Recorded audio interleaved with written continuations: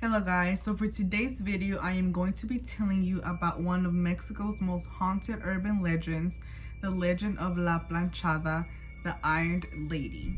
Now there are many different versions, but I found this one to be one of the most consistent ones out there. So this legend is about a woman named Eulalia who was a devoted nurse from Juarez Hospital in Mexico City back in the 1930s. She was described as being very beautiful, very neat, very well put, and her uniform was always spotless and perfectly ironed, hence the name La Planchada. She was very good at her job, she was very professional, diligent, and she would always go above and beyond for her patients. She had a happy and simple home life which consisted of her parents and her two younger brothers. However, one day everything changed. The hospital has summoned the hospital staff to introduce a new doctor, Dr. Joaquin, but Eulalia stayed behind to take care of one of her patients. Now, after a few days, she still hadn't met the new doctor. She had just seen him from afar, but she had already heard not so great things about him. He was described as being quite arrogant, so she was in no rush. But one day she was summoned to help him with a procedure, and that is how she officially met him, and she instantly fell in love with Dr. Joaquin despite everything she had heard about him. So after a while, they officially began a relationship, and Eulalia was head over heels for him. However, the feeling was not so mutual because Dr. Joaquin was seen often flirting with the other nurses behind Eulalia's back. Still, Joaquin proposed to Eulalia, and she of course said yes. But before they were to get married, he told her that he had to go to a 15-day seminar in another city, promising that they would get married as soon as he got back. So he went to go visit her one last time, and then he headed out. Soon after that, a nurse actually approached Eulalia, telling her what he and the other hospital staff already knew, that Dr. Joaquin had resigned and he was on his honeymoon with his new wife. So when Joaquin didn't return, she was able to confirm that this was true.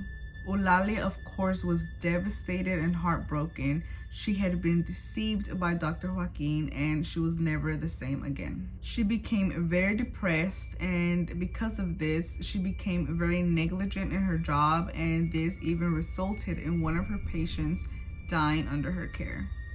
Soon after this, Eulalia became very ill, and this ultimately led to her death. And after her death, that is when strange things started to happen in the hospital. People claim to see a nurse glowing and floating in the hospital.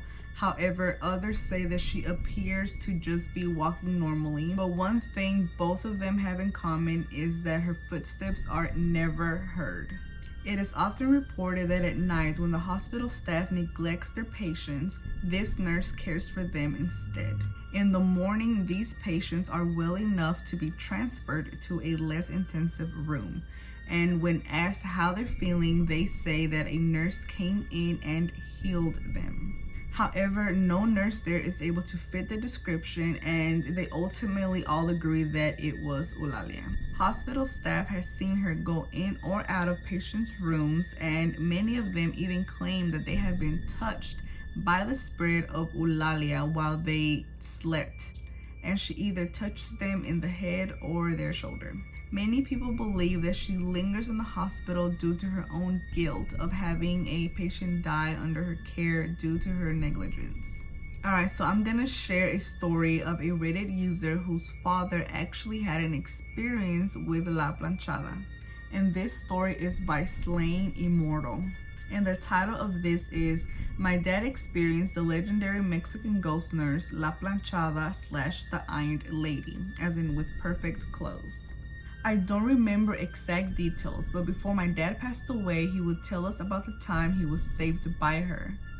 Before my dad met my mom in Mexico, this was around the 70s or 80s. My dad got incredibly sick to the point where he was hospitalized with an intense fever that had been there for days. Since he used to live in Guerrero, they weren't anywhere close to a hospital, so they held off taking him until he was at death's doors. When he was in the hospital, doctors did their thing. I don't know the specifics, I forgot. and eventually retired for the night. Since it was a general hospital, he was in a room where it was separated using just the curtains to create pseudo rooms, sort of like the emergency centers in the US, but with no walls. He had his curtain open all the way since there weren't any patients in the room/hall he was in. He told us he specifically remembers feeling like he was going to die, calling out for nurses since it got to the point where he was passing out. No one answered his call, which is not too uncommon in Mexican hospitals at that time.